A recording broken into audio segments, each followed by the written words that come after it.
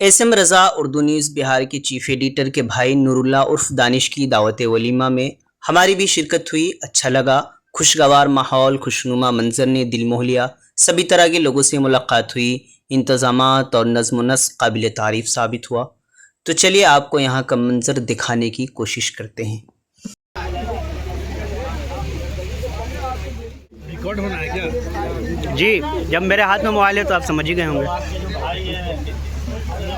कब से बैठे हुए हैं? 3 घंटे से कंटिन्यू आप काम कर रहे हैं। माशाअल्लाह, अल्लाह आपका इसको अज्र देगा। वायरल हो जाइएगा, वायरल हो जाइएगा। हाँ ठीक है। मेरा काम ही यही है।